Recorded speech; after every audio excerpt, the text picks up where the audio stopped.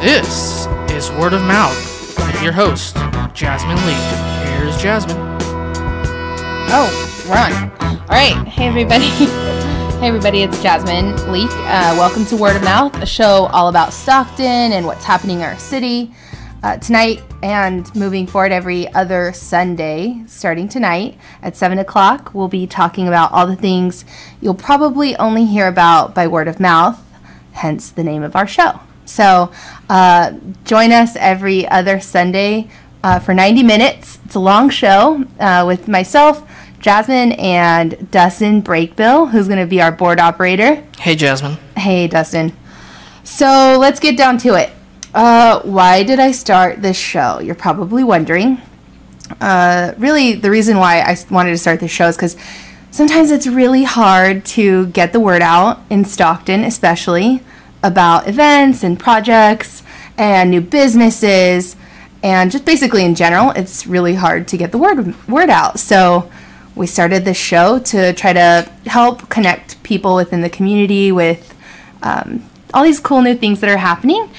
And yeah, I don't know if am I the only one that feels like word of mouth or things travel kind of differently in Stockton? No, you're not the only one. I kind of now seem like what's going on with everything's new. Like, oh, this is going on this weekend? Yeah, so it's like crazy. Yeah, and there's always something to like go to, an event to go to, or something to support. And so, yeah, basically the purpose of our show is really to highlight those people and ideas and projects that really just kind of need that extra push, and talk about it as a community about how do we keep these things here, because I think like one of the worst things that I see is when a new business launches and a couple weeks go by and a couple months go by, and then sometimes they close down or they're just like really struggling, and we want to try to eliminate that as much as possible. Yeah, it's kind of like, wow, this place just opened. I didn't hear about any of this. So it's like you just walk by it one day and oh,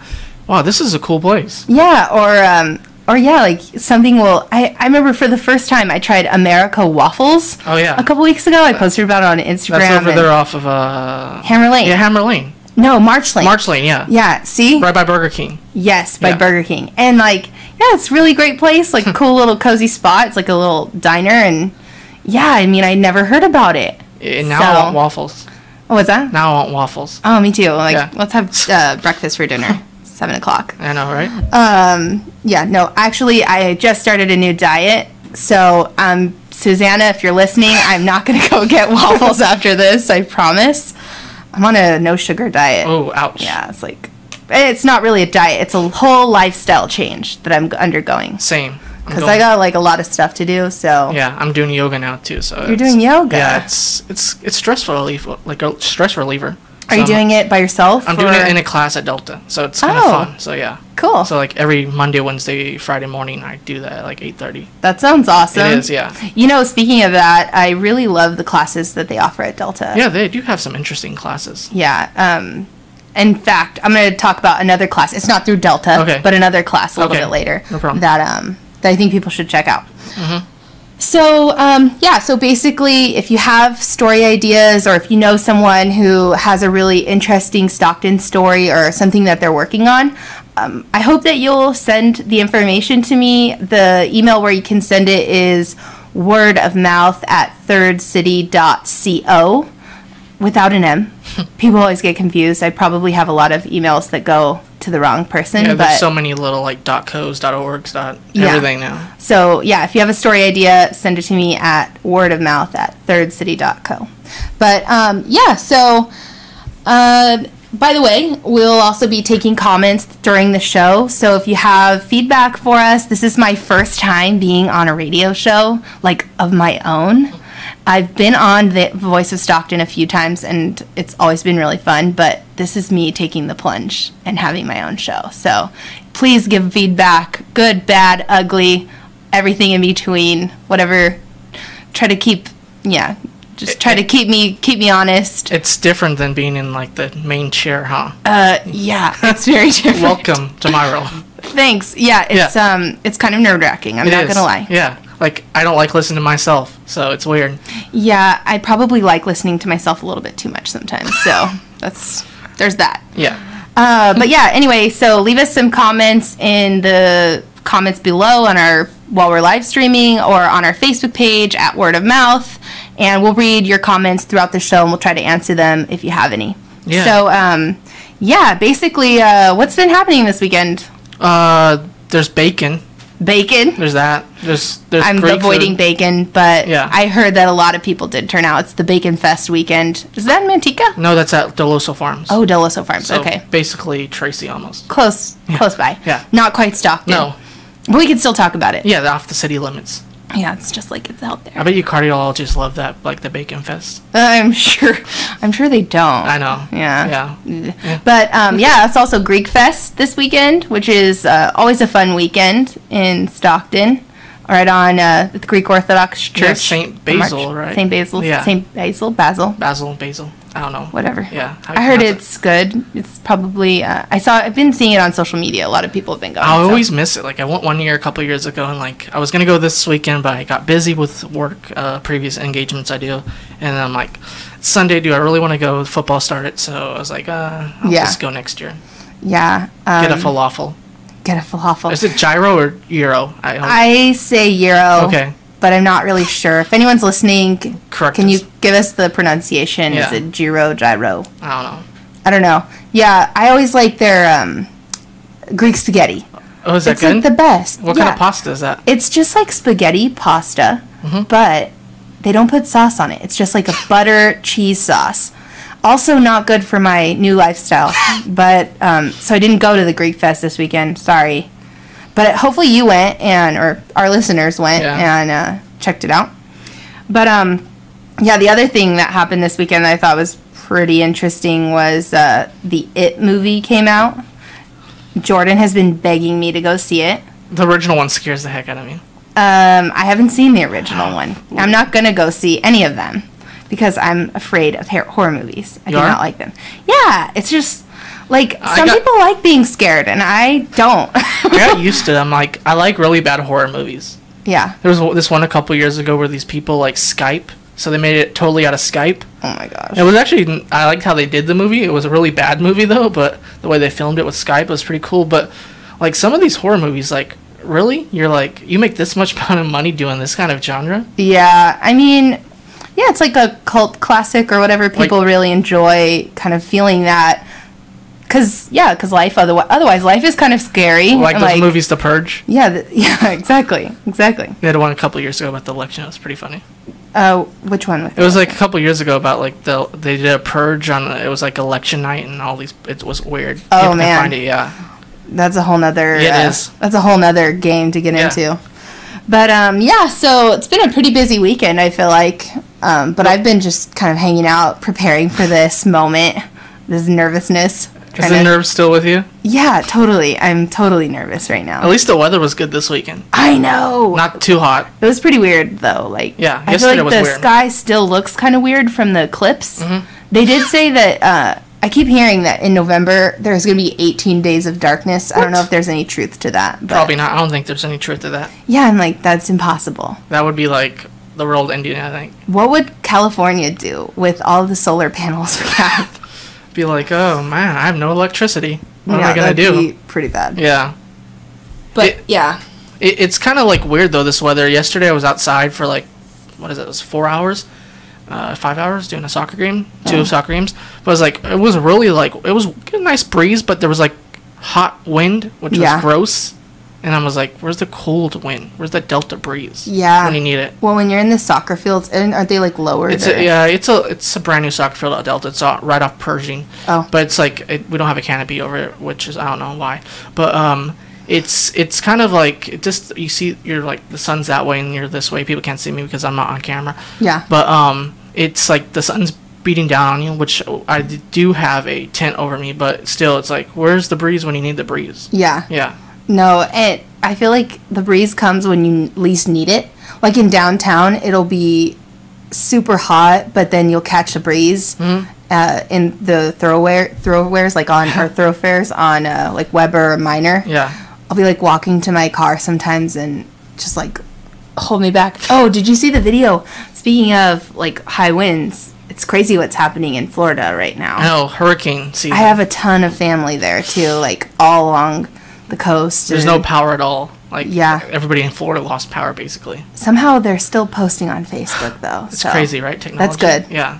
Yeah. No, but I saw this crazy video of a guy, like a weatherman. His name is Simon Brewster.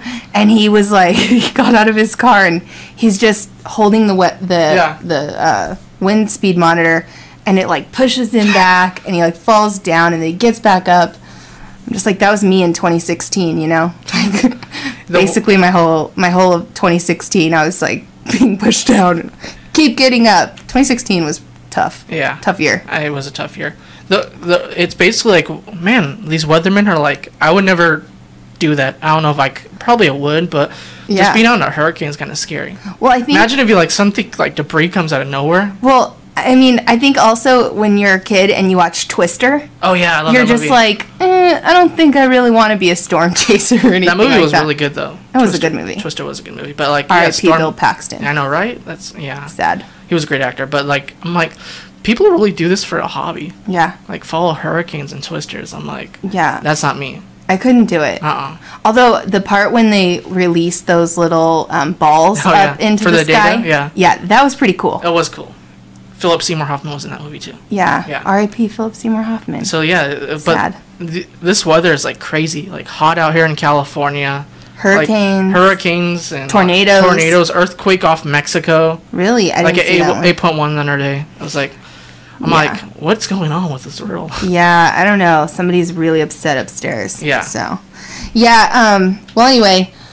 So it was a busy weekend. I don't know what the weather's going to be like this week, but hopefully it's not going to be.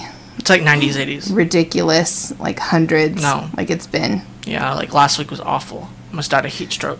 Yeah. Oh, really? That's pretty scary. Yeah, I was like, they had to move the football game up at Delta from like 1 p.m. to 10 a.m. Yeah. So after that, I walked to the station. Yeah. So I was like, yeah, probably next ideal, I'm going to get a ride. So no. Yeah. Or you could like take Uber or Lyft. Take Uber, yeah, true. But I wanted to do some exercise, so. Yeah. But not in 110 heat next time. Yeah. No. Yeah. That's never good. That's never good, yeah. Got to make sure to hydrate. Well, yeah, so last week, in preparation for this show and this moment, I put out a poll on Facebook. Got pretty good reaction. Yeah, decent reaction. A lot of shares. A lot of shares, yeah. We got 207 responses to the poll. And basically, it was like a really quick poll, and it was all about people's perception of their ability to make change.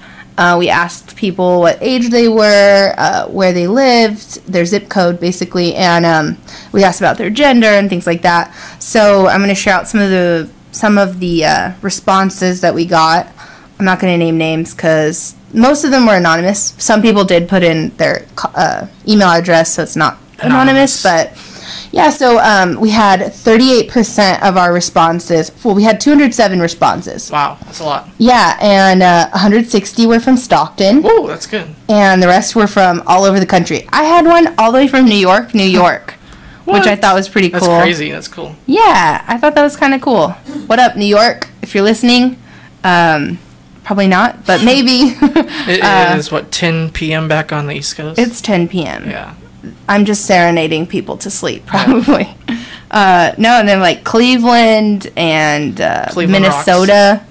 Cleveland does rock. Yeah. Cleveland's a pretty cool place. West Fargo, North Dakota. I was like, wow, cool. Hey. Now I'm thinking of the movie Fargo. Yeah. And like Baton Rouge and New Orleans and stuff. So nice. Yeah, kind of a interesting mix. A lot of people from like San Diego too. So what's up, San Diego? San Diego weather's the best. Yeah, I love San Diego. But yeah, anyway, so we had quite a spread of people responding, and 38% of our responses came from folks between the ages of 30 and 49. 33% came from people between ages of 18 and 29. And we had 20% come from folks 50 to 69. What up, 50 to 69-year-olds? Thanks for your responses. And 5% from folks 70 to 89 years old. So I loved it. Yeah, and nice. We had 1% under 18. So clearly young people are like, you're not hip. No. I don't want to fill out your response or your survey. But yeah, so I thought that was pretty interesting, the spread of who feels like taking my 2-minute survey. And most of our respondents were female, 75%, an overwhelming majority. So the majority. My girls got my back, or my ladies got my back. 21% male and 1% non-binary. Thought that was really interesting. And even better were the responses to the questions, which was, the first question was, do you think you have the power to change the world? Interesting. Which is kind of like a heavy and existential question, right? That's deep. It was kind of deep. Yeah. So, but yeah, 82% of people said yes, which I thought was pretty great, because, I don't know, sometimes, like, in today's world, it could be kind of, I don't know, doom and gloom. Yeah. But there are still an overwhelming amount of people who feel like they could change the world. 10% said they didn't know, and 4% said no. 1% said maybe if I was younger. So I don't know really how that works, because I always feel like maybe if I was older I could change things. But yeah, anyway. But the part that really made me excited was that 93% to the second question said that they felt like they could make change in their community. They had the power to make change in their community. Nice. And yeah, and only 3% said I don't know. I didn't get any no's, so no. That's kind of cool. A lot of people, just like in the comments, I asked, do you have any other thoughts on this topic? And yeah, people said like, yeah, we can make small change. If you do what you think needs doing. Someone said, it's not too difficult to participate in your community. And there's one comment that I really liked was, there's too much at stake to not participate in your community. And yeah, I know that there's a lot of people also in the comments. I saw a ton of people saying like, yeah, I'm really interested in getting involved in my community, but I really don't know how. I'm not really sure, what my role is or what I can contribute and offer. And yeah, that's kind of like the big reason why we started Third City Coalition, actually. Like, because there are a lot of people in this community that want to give back and want to get plugged into a network of people who care about this place, but they're just like not really sure how to do it. Yeah. Yeah, and so yeah, that's basically why we started that. So yeah, if people are interested in getting involved in the community or want to give back or give of their time or share their skills and expertise, they should totally get in touch with me, at least, and other people, like people at the Voice of Stockton, who love to do cool things in the community. Yeah. And yeah, anyway, I thought it was interesting. How can people get a hold of you, Jasmine, real quick? People can, if they want to email me, they can email me at wordofmouth@thirdcity.co. That's probably the best way. Yeah. Or like be my friend on Facebook or on Instagram.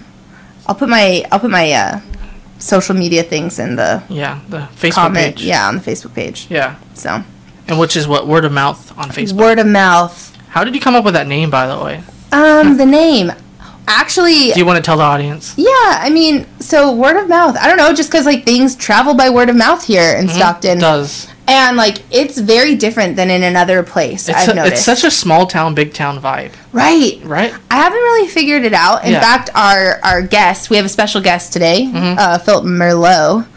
Did anyone ever watch that?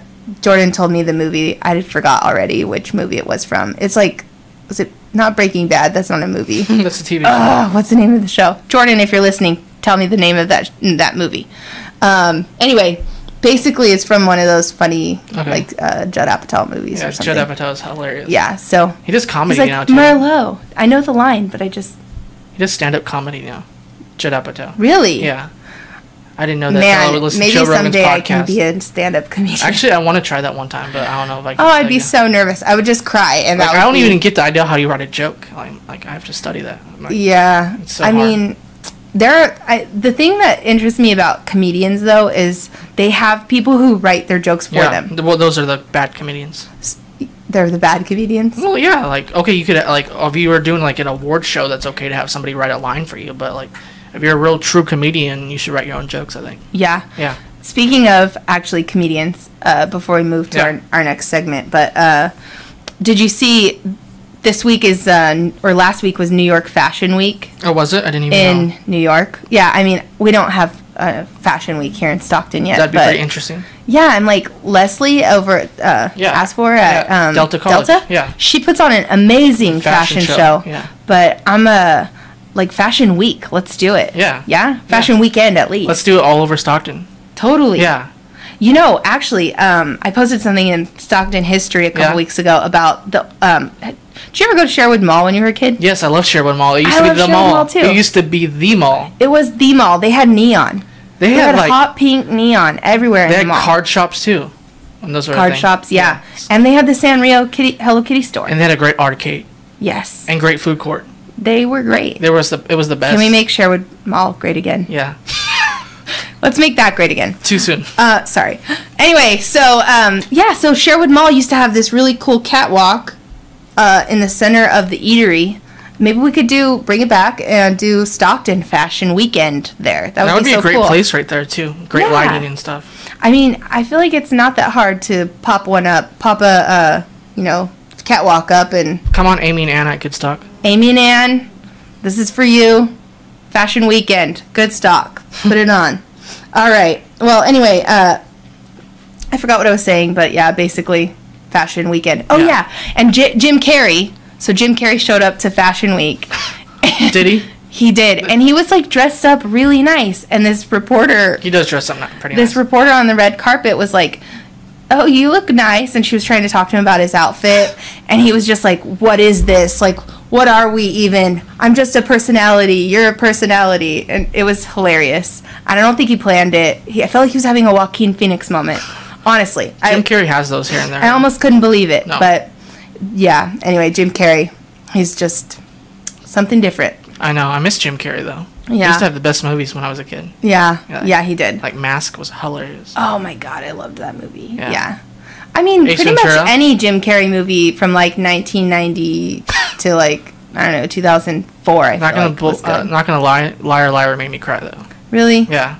Hey, I don't even remember that movie. Is that the one where he's a lawyer? Yeah, and that's right. He always tells lies, but then he like can't tell lies anymore because like something happened. Yeah, I'm horrible with movies. Yeah, like, you are? Movies, song lyrics. I'm awful with song lyrics. Like celebrity names sometimes. Yeah, I'm just like, especially when they look alike. Like Chris Pine and Chris Pratt. They do look alike. I always get them confused. They're always... One's getting divorced, I know that. Yeah, that's really sad too. Yeah, I also, speaking of that... Ferris. Well, no... Oh, yeah, that's right. Yeah. No, I was hecka sad. I heard that Ben Stiller and Christine Taylor are getting divorced. What? Yes, apparently it happened in May. I had no idea. I didn't know that. What? I was like, where have I been? I know, right? I love Ben Stiller. One of the best actors. I'm just like my favorite movie of all time, Zoolander. I can't even watch it anymore. What do you think of Zoolander 2? I didn't watch it. Oh, you didn't watch it yet? No. I heard it's pretty bad. Yeah, I'm just like, you can't redo this. This is not one of those movies that you try to make a sequel. Nope. So, yeah, anyway. Well, like I said earlier, we've got a great special guest coming up. Phillip Merlo is here. He's a Stocktonian, first and foremost, a historian, writer, and teacher at Franklin High School. And I'm super excited to invite him to our show, and we're going to talk with him about just who he is. You get to know him a little bit more, and some of the projects that he's working on. He's got some really awesome ideas and interests, so I'm really excited about it. I think people who are listening to our show are going to be really excited to hear from him and to meet him. But for now, let's jump into our first break. We're going to take a couple minutes. We're going to listen to some music by my friend Josh Washington and his band Current Persone. So you'll be listening to the anthem, and we'll be back. Tune in.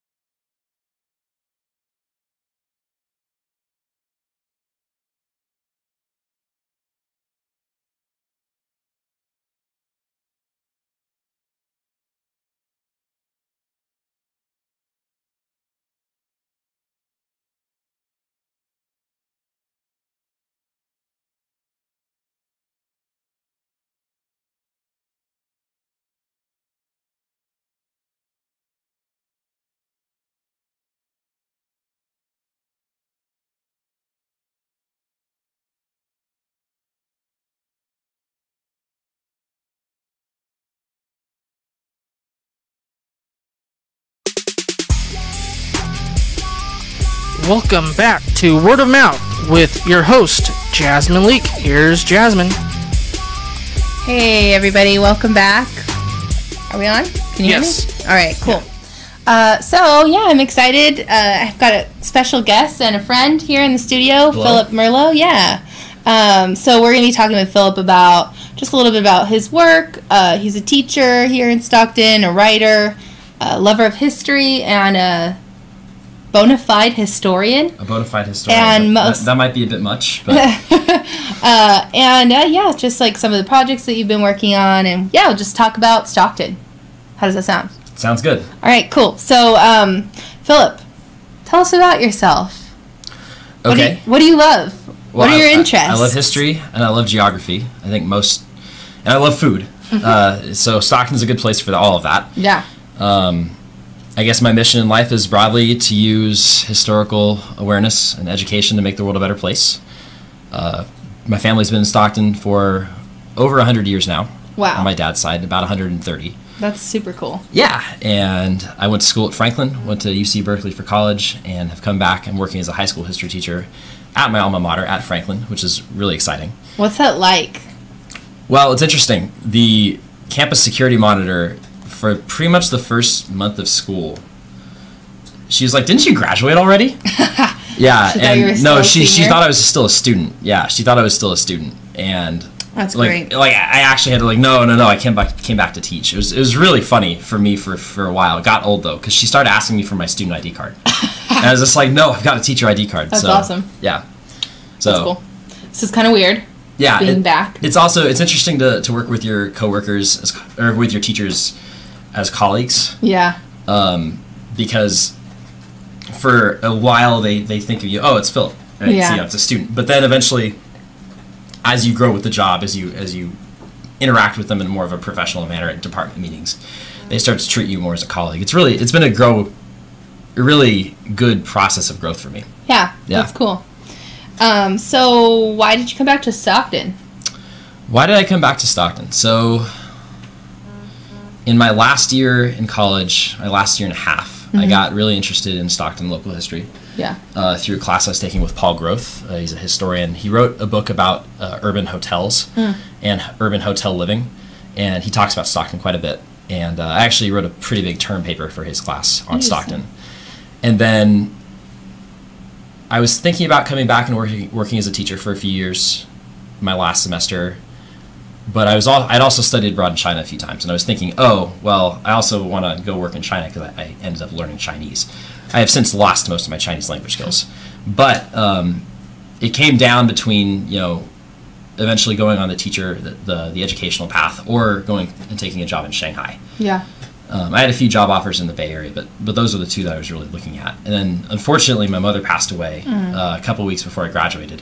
And that kind of sealed the deal because I wanted to be near my dad, and I wanted to be near my family and my support network. And again, having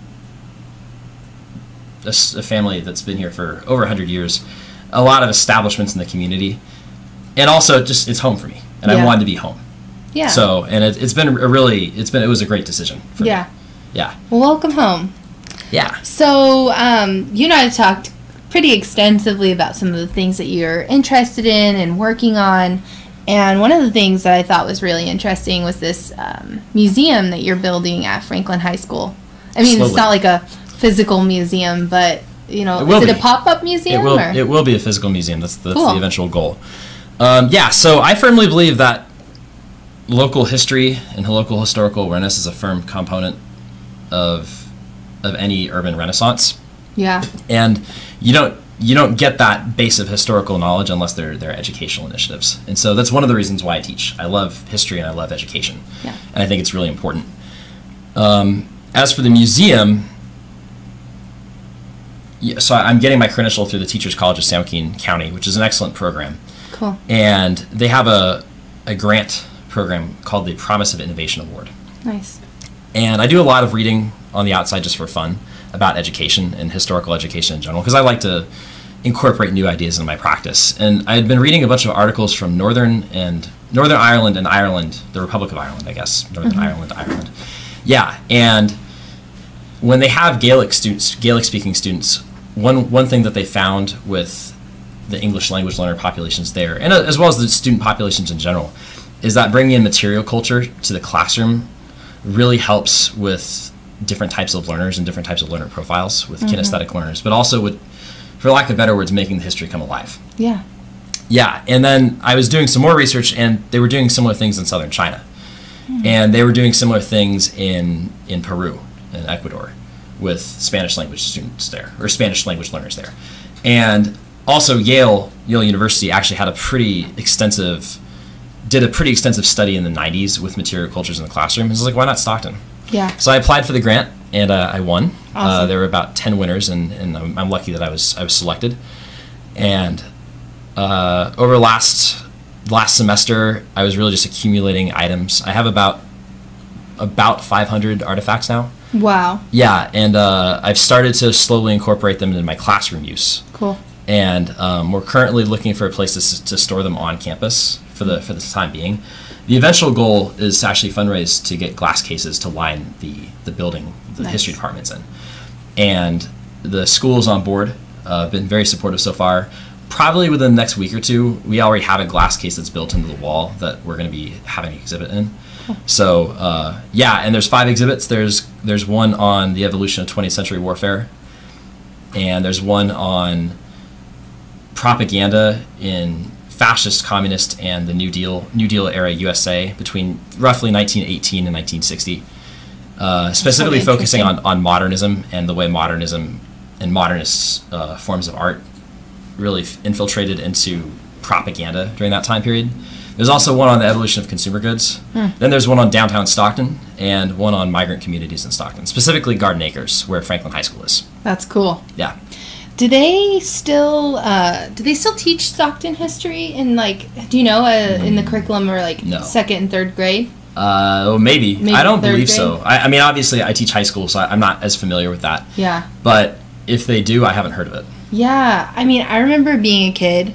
You didn't grow up here, huh, Dustin? No, I grew up like 30 minutes east. Yeah. Did they teach you about the history of your town where you live? Not really. No. Not at all. They really don't do it in public school anymore. No. Yeah, that's interesting, because I remember I went to Lincoln schools, but yeah, I remember really like learning all about the history of Stockton in like 3rd grade, and that's when they send you to like Pioneer Day. Yeah, I had one of those. Yeah, I had Gold Rush Day. Museum. Yeah. Because I grew up in Calaveras. I do not remember that in Stockton Unified, but I also don't remember a whole lot from 2nd and 3rd grade. So I like remember 3rd grade like it was yesterday. I love 3rd grade. 3rd grade was a good grade. Yeah. It was so fun. I remember being very happy.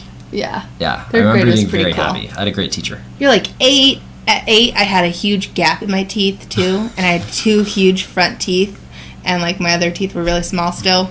My cousin used to make fun of me. Anyway, but yeah. So, anyways, so back to your project. That's pretty cool. How can people donate to the project? Eventually, that's the plan actually. Yeah. So we're not sure what the next steps in terms of the organizational course of action is. Yeah. I'm not sure if we want to make this a nonprofit, or I'm thinking the goal is that the Franklin International Baccalaureate Program has a booster club that is a nonprofit. Cool. Has nonprofit status. We might try and get sponsorship through them. Yeah. And the idea is to set up a fund for the continued, sustenance of the museum in terms of purchasing more artifacts, and also purchasing glass cases, frames for posters, historical posters. Because a lot of the posters that we have are actually from like the 40s and 30s and 50s, and so they're not prints. They're actually like real originals of some pretty interesting posters, and we want them to be kept up well. Yeah. So there will definitely be a GoFundMe account in the future. Yeah. That's the plan. We're also going to be doing a letter writing campaign to local businesses. So keep on the lookout for that. That's awesome. Yeah. The piece on downtown Stockton, I'm really curious to check out. Everyone knows I love downtown Stockton, but I'm really curious to know what you've got in that exhibit. Some cool things. My family, on my dad's side of the family, they're historically architects in Stockton, so we have a lot of historic downtown plans to architectural blueprints to buildings. Not all of them. Most of them will not make it into the museum, but a few of the perhaps less risky ones will. That will also be a lot of historic photographs as well. So that's pretty cool. Yeah. Yeah, it's always really interesting to kind of do like a comparison of photos. Yeah. I know I work at RTD, and my counterpart there, Kelvin, he posted a really cool one of like Throwback Thursday. It was like half one, the same building, and then the other half was the building on the other side. It was kind of cool. I do a show with Nate not every other Monday, and I get a lot of Stockton history. Oh yeah, Nate too. Yeah, Nate's awesome. Like he's Mr. Downtown. He's a walking encyclopedia. He really is. What a gem. Yeah, he's literally a gem. But have you ever met Nate? I have. Okay. Yeah, he's a cool guy. Yeah, I was gonna say you guys would probably vibe off history, factoids. And Former stuff. teacher also. Yeah. At Franklin? Edison. Oh, Edison. Yeah, that's right. I think we met actually at a Third City Coalition roundtable. So, cool. Yeah. See, just connecting people and stuff. That's so cool.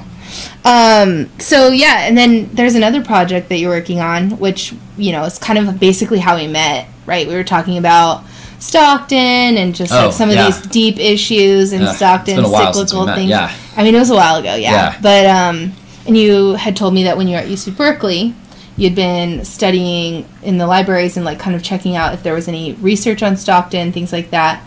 And do you remember what you found? Yeah. Or didn't find? I do remember. I do remember what I didn't find. So Stockton, perhaps more so than most large American cities, suffers from a dearth of historical information. Where if you compare Stockton to Sacramento or even Fresno, so looking at other California cities of similar size or similar role in California history, you don't really necessarily have a lot of historical literature about Stockton. You have Little Manila's in the Heart by Don Mabalone. It's an excellent book. You've got Susan Sundnick's Samfo, which is an ethnography of the Chinese community. It was written in the early 90s or late 80s, I'm not sure. A sociologist at Stanford, John Ogbu, wrote a series of books about the history of Stockton's education system, but that was back in the 70s and 80s. You have a few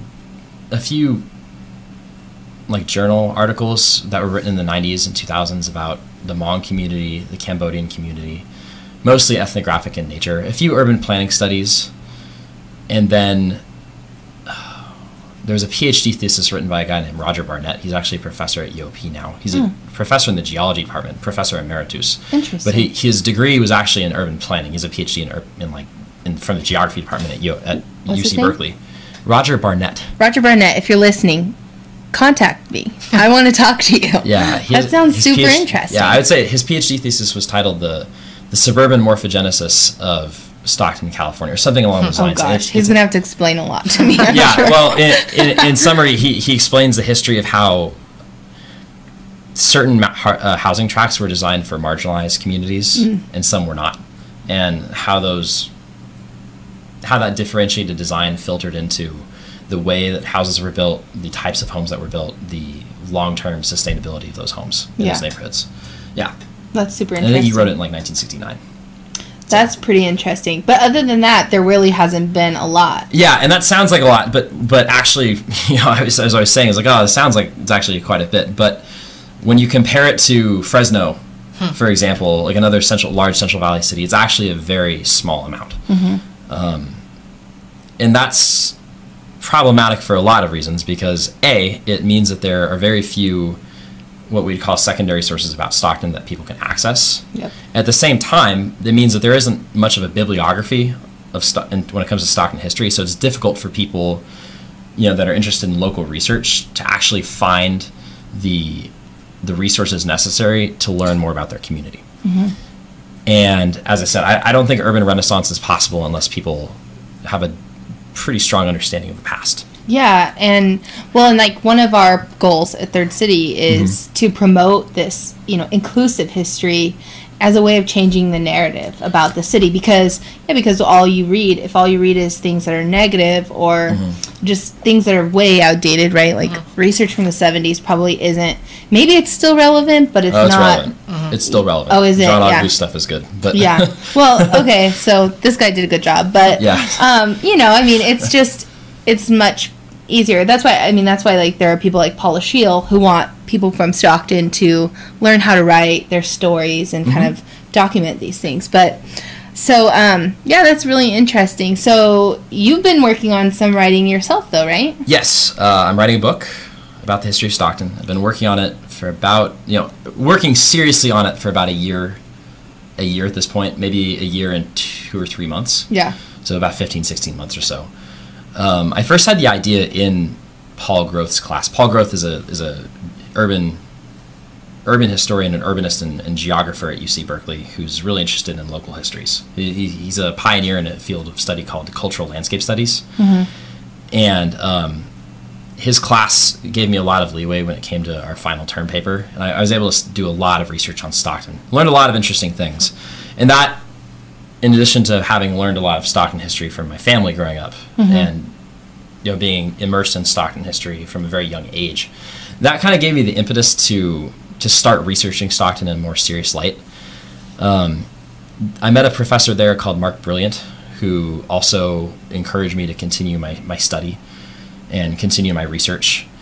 And it was about a year and a half ago, I was driving through Tuxedo Park, the neighborhood right by the Miracle Mile, and I was driving with my best friend, and we were driving on streets that had not been paved in 50 years. And my friend asked me about it.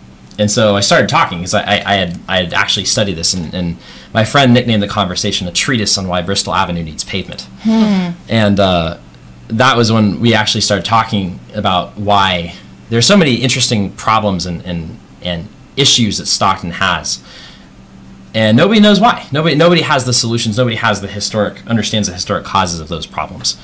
And so my idea was like, oh, well, if I can somehow contribute to the solving of these problems through historical awareness, that would be excellent. Yeah. It would be excellent for the community.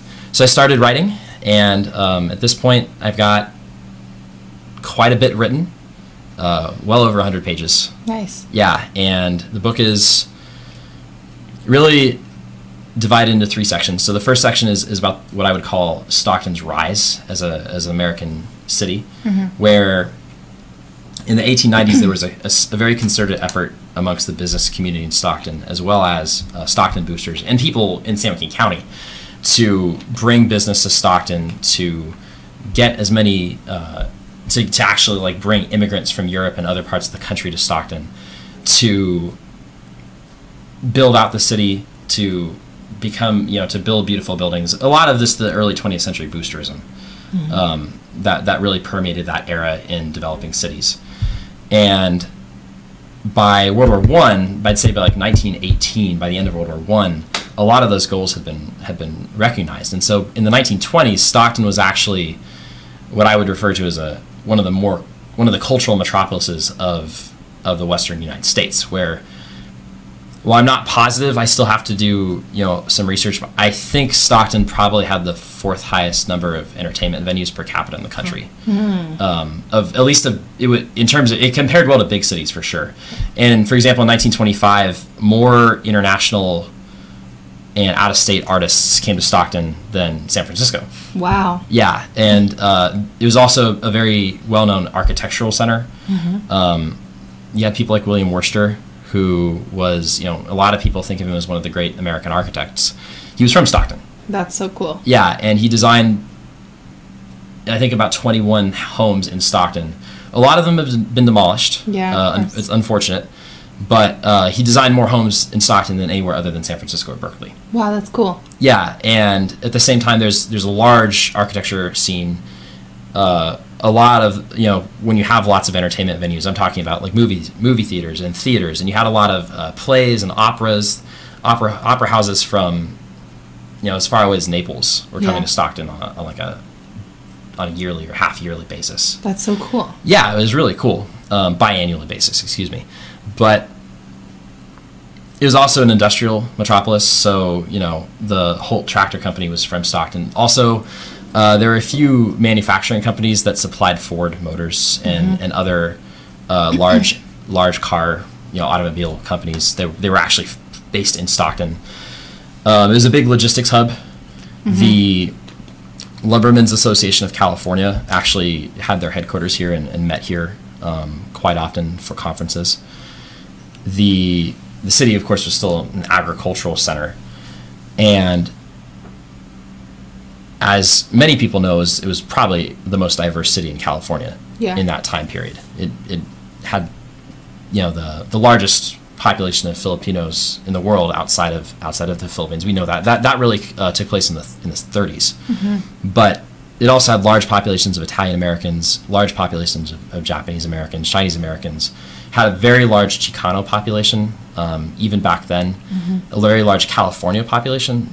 I think, again, you alluded to this, but when we talk about the Stockton history, a lot of times we think about the pioneers. Right. And that's unfortunate because there were Californios, there were, people of Latin American descent here long before any pioneers got here. Yeah. And those people, those histories get marginalized quite often, especially considering their well-documented histories. So, those types of histories, I'll talk about that a lot. And then the second third of the book, so the first third is really just a chronicle of Stockton's early history. Yeah. And it does a lot of comparative work with cities like Fresno and Sacramento and Modesto, and it also looks at Stockton's national profile abroad, or national profile outside of state. So you look at what the New York Times is saying about Stockton, and what newspapers all around the country were saying about Stockton. And when you look at it and you contextualize it with respect to other American cities, you see that Stockton had a very national name brand recognition. Right. Yeah. Where Stockton was referred to in the New York Times as like the metropolis of the San Joaquin Valley. Amazing. Yeah, and that's. Can we go back to that? yeah, I know, right? That'd be cool. Yeah, and people in Europe, like famous violinists and famous biologists, famous scientists would specifically choose Stockton as their stopping point in California besides San Francisco. Yeah. They would skip Sacramento altogether because they saw Stockton as this entertainment and cultural capital. Yeah. So, yeah, documenting that history. The second third of the book is a very long investigation into how Stockton fell from its glories of the early 20th century. Really looking at the impacts of urban renewal policies that were widespread across America in the 1950s and 60s, and looking how this emphasis on single-use planning really did a number on Stockton's cultural life. Yeah. Where, there's the well-known story of Little Manila, but other than Little Manila, you also have Italian communities, you have an African-American community, you've got El Barrio de Shiva, a long-standing Chicano community further down where the freeway was built. You also have the Japanese Quarter. You have large cultural communities that end up being displaced and scattered as a result of things like the West End Redevelopment Project, things like the building of the Crosstown Freeway, but also just the demolition of a lot of buildings downtown. Yeah. And the architectural history of the city was irreparably damaged during the period roughly between like 1959 and we'll say 1996, 1999, where a lot of Stockton's historic architecture was demolished for no apparent reason other than there's this idea of clearing blighted neighborhoods. But if you look at the definition of blighted neighborhoods, a lot of the time back then it meant neighborhoods that were mixed race. Right. So there's a very racial component to this decline. Right. Yeah. And at the same time, while these neighborhoods downtown were being demolished, there wasn't much investment from the city or from public entities like the Chamber of Commerce or from nonprofits into the communities that were displaced or into South Stockton, East Stockton as a whole. Instead, a lot of the public investment went into this what I would call this big developer craze, where in the 70s, 80s, and 90s, you essentially have the building of North Stockton, right? Yeah. Where north of the Calaveras River, you have these massive developments that are walled off. They're not walkable. They're very exurban, in that a lot of people who live in North Stockton don't actually work in Stockton. A lot of people, commute to the Bay Area, to Sacramento, or elsewhere. That was also very, symbolic of that time, though, right? Oh, yeah. Yes. Stockton wasn't the only place that suffered from sprawl development. No, I would say that the sprawl development in Stockton had a particularly negative impact on the city's center of gravity. Yeah. Can you talk about that more? Yeah, well, so people get displaced from downtown. So downtown loses a lot of its inherent market. And as you've got developers that push north, oftentimes in some ways to get out of Stockton Unified School District, and there's a racial component there that we can talk about. As that happens, you get the commercial core of the city that's based downtown moving north. Yeah. Right, and that's around the same time in the 70s that the malls open up, and that's also when the automobile sales industry in Stockton moves to Hammer Lane, and that's when the businesses leave your downtown. What happens is you get this shell, right? You see the shell. Like the shell is a visceral thing. It's there. You see all these buildings that are empty, that are for all intents and purposes empty. At the same time, you get all these large commercial centers out north that people have to drive to, and so what happens is that you still have some things downtown, but you've also got things out in Brookside. You've got things near the malls, and you've got stuff out off Hammer Lane. And so what you have is you've got this dispersion of the city's commercial entities, which makes it difficult for any one area to be like a hub for business and to be a hub for commercial enterprise. Yeah. And so, I would say that Stockton doesn't have a center of gravity.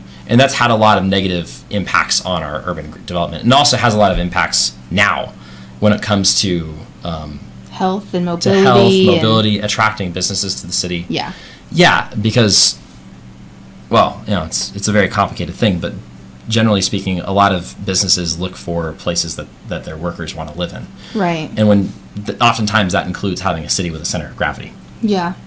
Well, we'll go on to keep going on part of your book, but I definitely see downtown as being kind of that common ground where people from all over the city can come together and celebrate our history and kind of create history, right? I think it's really exciting what's happening in downtown, and and I just see it as this kind of, I don't want to say melting pot because I don't like that, but just this kind of bridge for places throughout the city. And I think there's a lot of energy from folks that are, from North Stockton, interested in downtown and still kind of unsure of what's going to happen to downtown, but I'm a believer.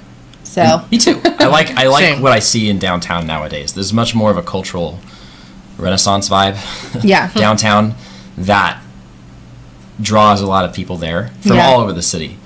And it's actually a really nice place to be right now. And there's just all kinds of risk takers and entrepreneurs and stuff. I think they have really interesting stories, and And if you look at the data for downtowns around the region from Seattle to LA, when LA built LA Live in the late 90s, that made downtown LA popular. Yes. Nobody ever went to downtown LA. Yeah. Same with Denver. Denver's downtown is great now because of the downtown environment. Yes, and we're on that track. Yeah. I think I firmly believe we're on that track, which is good.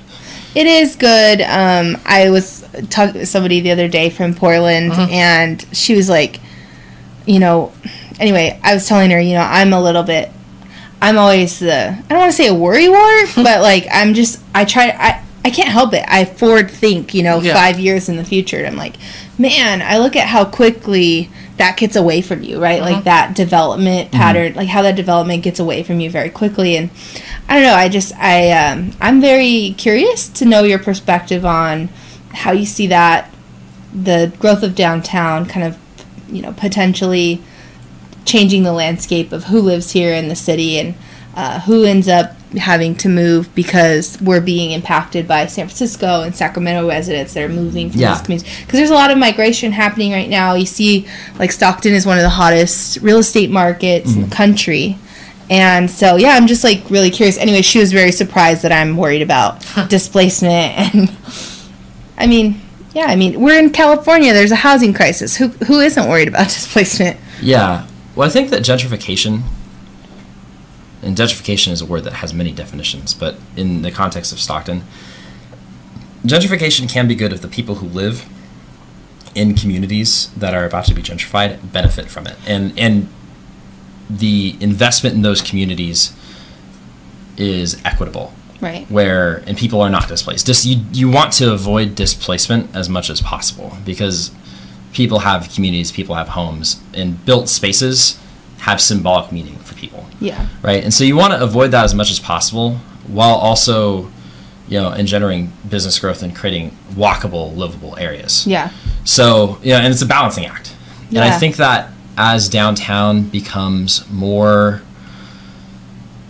I don't want to say revitalized, but that's the word that comes to mind. As you start to see more entrepreneurs downtown, as you start to see more businesses downtown, you do have to wonder what will happen to the neighborhoods around downtown. Yeah. Right? Where you have communities in the Magnolia District, you have communities to the east of downtown, South Stockton, and you want those communities and you want the people who live in those communities to benefit. Right? Yeah. You want gentrification to help the people that are there and to uplift them in the sense that, like, you know, more economic and educational opportunities. But you don't want people to be displaced, though. That's the problem. And I think that Stockton, because of its interesting geography, may have a better time dealing with that than perhaps the Bay Area did, simply because I think that so for example, Amazon's, you know, building a large logistics center in South Stockton, right? Well, the thing is, it's going to be in the furthest south part of Stockton, right? It's going to be, you know, by the airport. Yeah. And so you're not going to see impact gentrification where, like, the area around it, because the area around it doesn't really have a lot of homes, as I understand it. It's very industrial. Yeah, it's very industrial. Yeah. Also, you know, for example, when you look at Stockton, the northern third is kind of like a U, right? Where there's a big bite in the middle, kind of by Lower Sacramento Road that goes out to where, I guess... out to 8 Mile? Or? Yeah, out to 8 Mile, but then east all the way to West Lane, right? Where there's a big bite. And that's... I would imagine that if the city had to zone an area for, like, a Tesla or an Amazon to come to Stockton to put a large campus, that's where it would be. And those areas are perhaps a little bit more insulated from the downtown South Stockton, East Stockton areas. And so you wouldn't see as much gentrification out there, because if they built a campus... Well, it's infill, right? Yeah, it's infill. Exactly. It's infill. Yeah, south of 8 Mile, right? Yeah. So I think that there are some structural defenses that Stockton would have from displacement. But at the same time, when you have, you know, increasing property values, rents go up, right? And that means that people sometimes can't afford their rents. And so I wonder, I imagine that you know, the current city council, I imagine they're thinking about this over time. I'm sure they are. Yeah. I'm sure they are. Yeah, I would imagine that the planning commission is thinking about this over time. And I imagine that things like rent control are being discussed. And I don't know.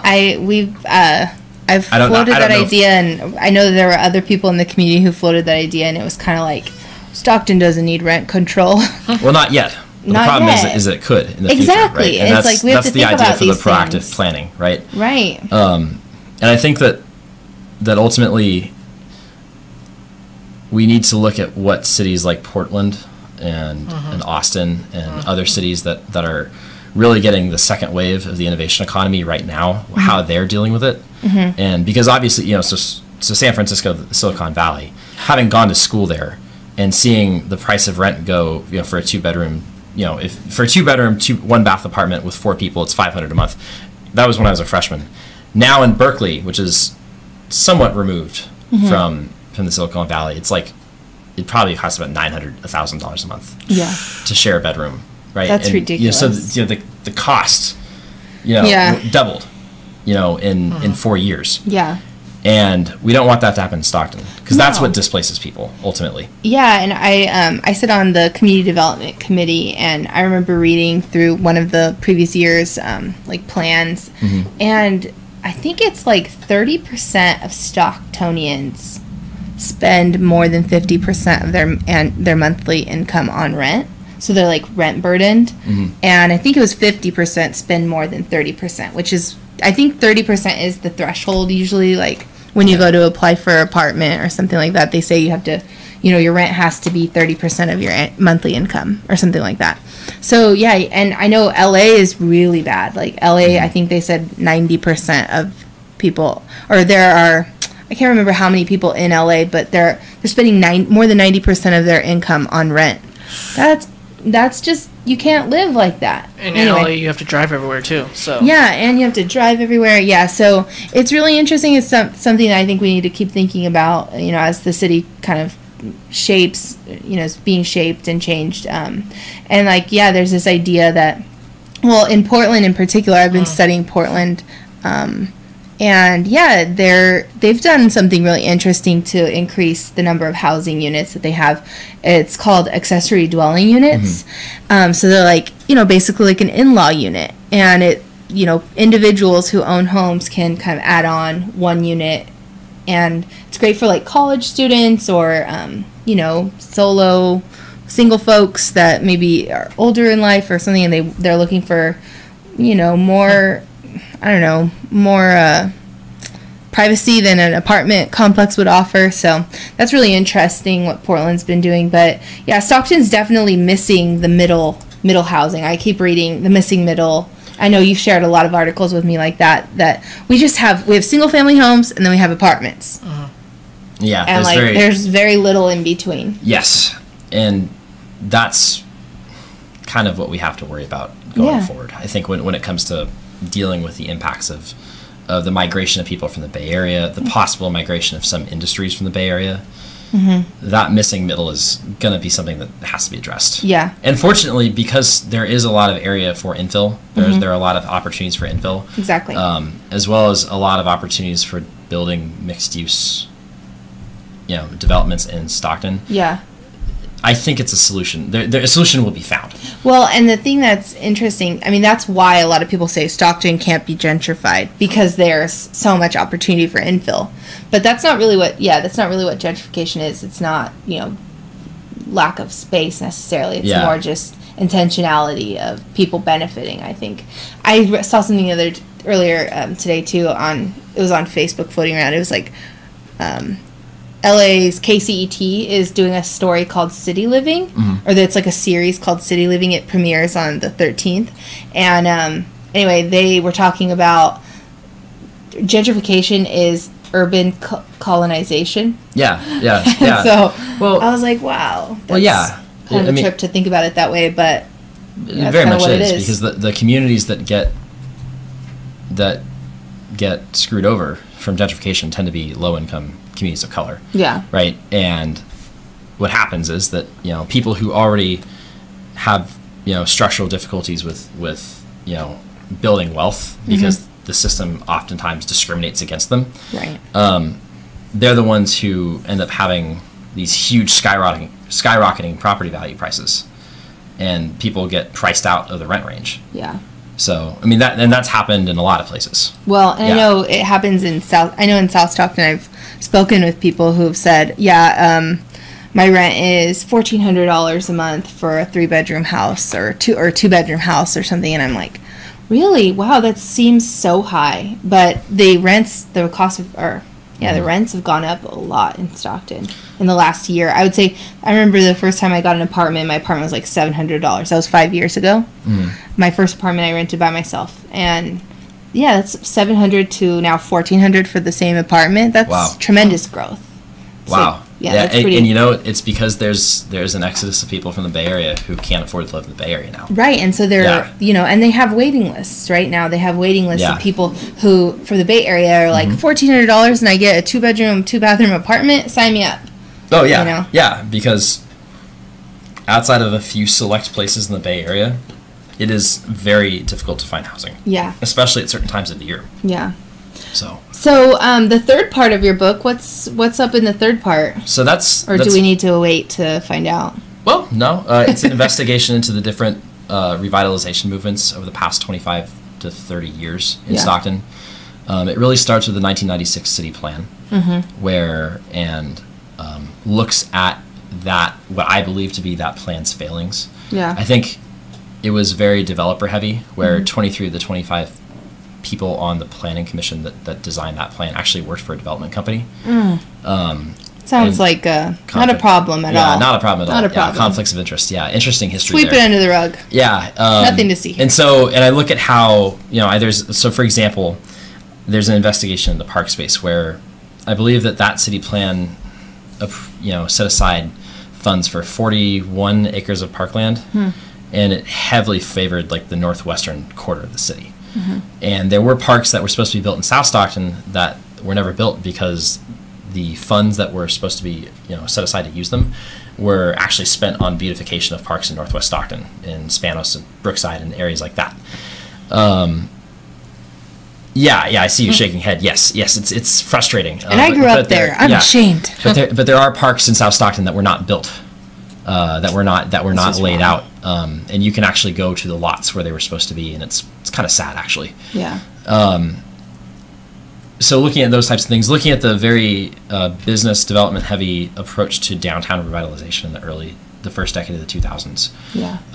Looking at the successes and failings of things like the reopening of the Bob Hope Theater, of the waterfront and the revitalization of the waterfront, and also looking at other types of revitalization movements that are more community driven, things like the Little Manila Foundation, the Reinvent South Stockton Coalition, stuff of that nature. Yeah. And really evaluating successes and failings, and looking at how community-driven initiatives tend to engender more civic engagement, which, for better or for worse, I think it's a good thing. I love it. I love civic engagement. Get involved. Yeah, I like civic engagement. I think civic engagement tends to be a driver of change. Totally. Yeah, and I think that when people start to understand the historical, again, going back to history, start to understand the historic causes of what has happened to communities in Stockton, people start thinking about how they can change things. Yeah. And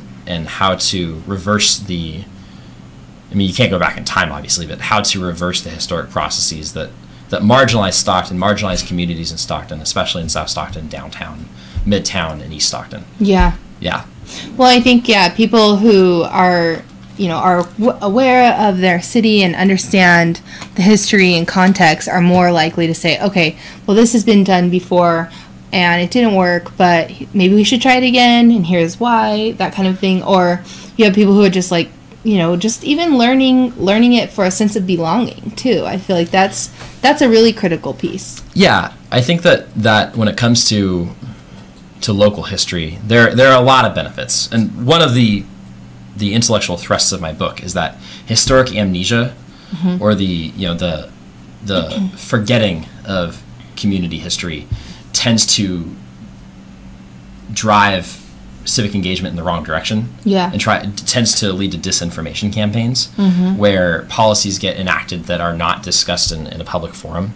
That would never happen here. Yeah, Who never, would do never would happen in Stockton. Yeah, I mean, it's interesting because in the first half of the 20th century, a lot of community policies were spoken of very publicly. Where, for example, in 1925, Stockton High School was putting on a play that was called The Opium Pan, and there were concerns amongst the Chinese and Japanese communities that it would be racist towards Asian Americans. Right. And it's interesting, the Stockton Chamber of Commerce, the city of Stockton, the government, and actually the Stockton Record facilitated a series of conversations and essentially community engagement forums. Right. Where people, people of East Asian descent could actually voice their concerns.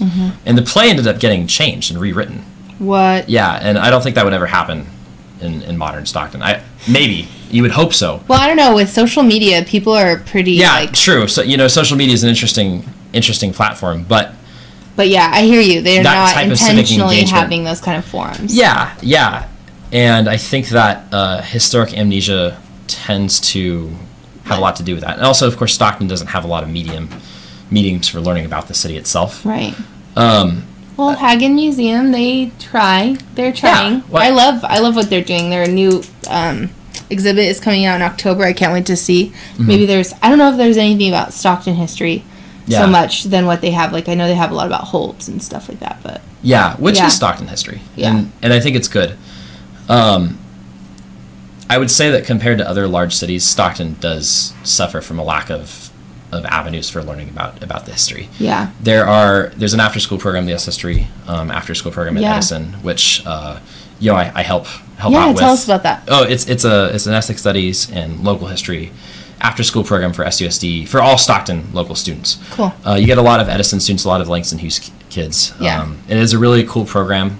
We have a lot of teachers who really care about Stockton history and know a lot about Stockton history and know about the different ethnic groups and intersections that you see in Stockton. So that that's a way. There's stuff. There's a lecture series at Delta that happens every year about Stockton history. There's a whole Tatham archive at UOP. The Stockton library system has quite a bit. Yeah. There's the Hagen, of course. And there's also a lot of there's the Stockton History Facebook page, which is a really cool place to learn about the vicissitudes of Stockton life over its lifespan. Yeah. Which is pretty cool. But if you compare Stockton to a place like Sacramento or cities in the Bay Area, we don't really have the built-in structural means for people to learn about Stockton history. Because it's not as walkable outside of the core of the city, and so when you're in other places, you can walk around the city and there are statues and there are plaques and there are things like that. We also don't have as many outdoor historical exhibits, and we don't have as many museums. And also, if you look at the curriculum of San Francisco Unified School District, they do have quite a bit of local history incorporated into their history courses. Yeah. And so people learn, right? And that engenders civic pride. Yeah. And of course, San Francisco is this beautiful built-up city, so people want to learn more about that as well. Yeah. Stockton doesn't have as many of those built-in structural learning experiences. Yeah. For lack of a better word, because a lot of people don't walk around. Yeah, people don't walk around. So speaking of that, actually, Jane's Walk. We've been doing Jane's Walks, and which are excellent. It's a good way to to kind of get to know the community, get to know the city. So we did one in downtown. We did one through Miracle Mile area. And as soon as this heat wave kind of dies off, we'll start doing them again. Again, there are temperature reasons. I don't want to pass out. There are climatological reasons for why people don't walk around in Stockton as much. Yeah, there's that. For a third of the year, it's very wet, and for a third of the year, it's very hot. Yeah. So, but when things start to cool down, maybe you'll come on a walk with us. That would be super fun. I'd like to. Okay, so we have just a couple more minutes. I actually did want to get to one question because I posted about it on Facebook, and you kind of brought it up about Amazon and their 1,000 jobs. But did you hear about Amazon putting out an RFP for cities to kind of compete for their second headquarters? What are your thoughts? Should Stockton local officials, like government officials, apply? Should they spend time creating a RFP for this project? What do you think? Well, I think so. I think that. Well, it's a complicated question because first of all, I can't remember the exact number of jobs, but 50,000. It was 50,000 jobs. Yeah, $50 billion or something like that. They were going to spend. So when it comes to urban renaissance, and you look at the history of cities that have gone through an urban renaissance, whether you're talking about Florence, right, way back, in medieval Italy, or Venice, or you look at cities on the East Coast of the United States. You look at places like London, London, England, or Medellin in Colombia, and urban renaissance is often driven through large injections of capital. Yep.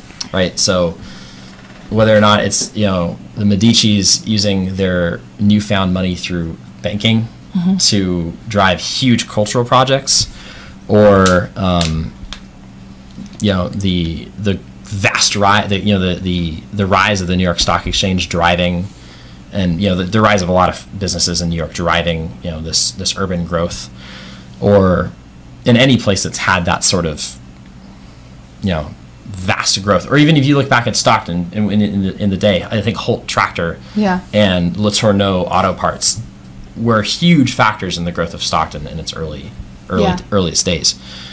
And so you need that injection of capital. Yeah. And it's sad that we couldn't grab Tesla a few years ago. Yeah. But I heard that deal was not as great as it seemed, though. No, I don't think so. But it would have been nice. Yeah. No, I hear you. The capital thing is really critical, and I just can't help but wonder, is Amazon the right partner for Stockton? Well, see, that's the interesting thing, is that if you look at Amazon, and I know people who work at Amazon, first of all, and some people love it, but it's not a company that always I mean, people can look this up for themselves. Oftentimes, Amazon has a high turnover rate between employees, right? So you wouldn't necessarily be having the growth of a stable. It wouldn't be like some sort of automobile company coming to Stockton where it might create stable jobs that last for a long time. Yeah. Right. You would have a lot of turnover, especially because in the innovation economy, there is a lot of turnover between companies. Yeah. Right. It's not like you stay. It's not like you always stay at one company for your entire life. You move around. Yeah. And so Amazon definitely fits into that culture. It's also a very, I think that a lot of Amazon workers work long hours. Yeah. Both in their logistics industry, but also, in their more coding, administrative aspects. Yeah. Yeah. Interesting. Yeah. And so I think it'd be really interesting. I think that Stockton has to compete for these types of things if we're to reattain our status as a national city. Again, going back to the book, in the early 20th century, Stockton was mentioned in the New York Times more in 1 month than it has been mentioned in the past 10 years. Yeah. Okay, so interesting. And again, that's like a big deal. Yeah, you have to have that. You have to have some driver of change on the financial end. You can't just have community action is great. And it's so necessary, and educational initiatives are great, and they're so necessary. But if Stockton wants to grow, and again, maybe that's something that people in the community have to really discuss. I think that whenever there's like a company that puts out this sort of request and is like, hey, compete for me, right? You're like, I think that the citizens of a community need to have the appropriate forums for discussing whether or not that's what people in the community want. Yeah, no, I completely agree. And there needs to be a broader community vision that people have rallied around. So and so I would, I think it's a good thing. I think that if the construction of an Amazon headquarters in a certain part of Stockton was done, in a way that did not lead to impact gentrification, where all the people around it immediately had to move out of their homes. Then I think that Stockton could accommodate 50,000 families or 50,000 people. Yeah. I think that through infill as well as some outfill, some greenfield development, it would have to happen. Yeah. I think it could be done sustainably. The key is, again, going back to this idea of balance. Yeah. Making sure that the communities that are extant are not displaced, and they get the benefit, are not economically disenfranchised. Yeah. And that's always the crux of the matter. And cities that do that well tend to have much more vibrant cultural lives. Yeah. And that's what we need to do. Yeah, I totally agree. Well, thank you, Phillip. You've been awesome. You've been a great guest. I try. And I'm really excited about your book, so let us know. Hopefully it will be something that people around in the community can rally around, and maybe we could do a book reading and book signing event. Yeah, I was not city. That'd be fun. That'd be fun. Yeah, I was not super specific on this this radio interview. I apologize for any. No, you were great. Yeah. But a lot of good information. It should be written by. I have promised a friend that it will be done by July 4th, 2018. All right. I'm more than halfway done. Cool. So yeah. Well, we'll check in with you soon, but. Yes, we've got just a few more minutes left, and just want to talk about a couple things that are upcoming in the next week or so, because our next show isn't until September 24th, and so that's kind of a long time, and there's a lot happening between now and then. Yeah. So on Tuesday at 8 a.m., Sheryl Sandberg, the COO of Facebook, is coming to town. She'll be speaking at University of the Pacific, talking about her new book, and tickets are still on sale at the box office through University of the Pacific or on their website. Really? Yeah. Cool. I was supposed to go, but I got jury duty. Ooh. Oh, that's so I'm so sad. Honestly, I'm so sad. Kristen Birtwistle, the founder of the Eleanor Project, told me about this like months ago and was like, get your tickets. And what time is it going to be again? It's at 8 a.m. 8 a.m. Whoa. Oh, yeah, and that's unfortunate. Yeah, months. And I tried to tell the judge, too, like, I'm supposed to go see Sheryl Sandberg. He was like, sorry, too bad. This is your civic duty. And we all know I'm a civic enthusiast, so I'm going to do my civic duty and skip Sheryl Sandberg. But Sheryl Sandberg, if you're out there listening, we're on want to be on my show? Yeah. Want to be on my show, Sheryl. But yeah, also Wednesday, September 13th, there's an interesting class also through University of the Pacific that's starting up, Local Government 101. I'll be helping to facilitate the class. So every Wednesday night for 10 weeks from 6 to 8 p.m., people can come learn about local governance and public policy issues, about the city of Stockton and San Joaquin County in general. So the cost to attend the class is $100. That's $10 a session. If people are interested, they can message me, or they can sign up by showing up at the class at 6 o'clock at Central United Methodist Church on this Wednesday.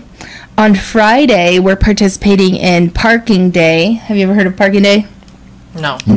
I know. Everyone's like, what is Parking Day? Parking Day, San Joaquin Bicycle Coalition, our friends at SJBC are presenting the first ever Parking Day. And basically the idea is, what can you create if you use in a parking space when you take away the need to put a car there? So parklets, bicycle parking, art installations, all kinds of cool things will be happening on Friday in downtown from 8 a.m. to 5 p.m. It's a really excellent opportunity to check out the downtown area. And then Saturday the 16th, it's going to be a big day. There's a ton of stuff going on. Family Day at the Park is coming, 9:30 to 2:30 out at University Park. Hopefully it's not too hot. It's a free event. Yeah, I mean, come early. Yeah. I hope it's not going to be too hot, but there's a lot of shade over in that area. That's true. So maybe, hopefully, they'll be passing out waters and stuff, I'm sure. But family-friendly event, so that's cool. And also the stock market is happening, 10 a.m. to 4 p.m. at Caldwell Park, right behind S-Mart. And it's the last one of the season. I know. Go support local, shop handmade, shop Stockton. I wanted some of the kettle corn they had last time. Yeah. That was so good. Oh, I don't know if they'll be there. I like their mini donuts, but again, I'm on my diet, so no donuts for me. I have to work Delta football, so I can't go, but yeah. Yeah, and also my friend Villan from Natural Dew is having her hair expo from 12 to 5 at University Plaza Waterfront Hotel. Jeez, a lot's going on Saturday. I know, Saturday's at the same time. And Tuesday, the 19th, we'll be having our conversation over cocktails. We're going to infiltrate Mile Wine and hang out at Mile Wine from 6 to 8 p.m. And our topic is actually the Amazon warehouse. Oh, interesting. Or Amazon HQ. Should we be I think it's cool. Let's talk about it. And let's see, what else? Before our show ends, our next show is September 23rd, the bread fundraiser. I know that was brought up by Candy on Joy Nisa's show. But Placeholder Magazine's holding a big fundraiser for local artists, and you can buy tickets. It's from 5 to 9 p.m. on the 23rd. And let's see. I got a couple more things, and we've got a couple more minutes, so I'll keep going. On Monday the 25th, I'm really excited about this. The state of California has a grant opportunity through their Strategic Growth Council for this program called Transformative Climate Communities. And the idea is, how do we create solutions that intersect on environmental policy, economic policy, and social policy? How do we create projects and programs that benefit communities? What makes transformational change? And so we'll be having a community meeting on the 25th. That's a Monday night I believe it's from 6 to 8 p.m. at the Stockton Civic Auditorium. And so people can come learn about the grant, why they should be involved in it. Childcare and food will be provided. So that's pretty great. Thanks to many partners working on putting this event together. And on Friday the 29th is Tulleyburg Press's Fully Booked event, which I think is going to be really fun. I'm excited about it. I'm making a movie for it. Oh, wow. So if you want to come check out the movie and also all the cool projects that they've been working on, including their Right Place Writing Center. I think tickets are $80, but it goes to a great cause, and they're doing amazing work down there, teaching people how to write their story about Stockton, which I think is great. Yeah. And then lastly, our earlier guest, our musical guest, Current Persone, they're playing on the 30th at Mile Wine Company in the evening. So if anyone wants to go check them out, if you love the music so much, you want to go check them out live, you can do that. Mile Wine Company on September 30th. They're excellent. Yeah, they are. They're so good. And I think they're mostly from Stockton, which I think is great. But they have some cool folks that come from out of town. I know Austin is really cool. He's throws down the tracks or whatever that term is. Anyway, he's awesome. He's a good person. But yeah, I just want to, we got 1 minute left. I want to thank the Voice of Stockton, thanks Visit Stockton. You guys are great too. Yeah, thanks Wes. KXVS, the Voice of Stockton crew, donate today, become a member, help keep community voices on the air. And so yeah, go now and donate to voiceofstockton.org. And I want to thank my guest, Phillip Merlo. To get in touch with Phillip, you can find him on Instagram. His Instagram is Enjoy the Merlo. I don't know if it's private. Sorry if it is. You're gonna get a lot of requests now, but great name. By the way. And how else can people get in touch with you? If you're interested in a more specific, a conversation about Stockton history, you can always email me at Merlo .Phillip with 2 L's at gmail.com. Cool. Yeah. Awesome. And I just want to thank the Word of Mouth crew, our board operator, Dustin Breakbill, and our show music is by Polyrhythmics out of Portland.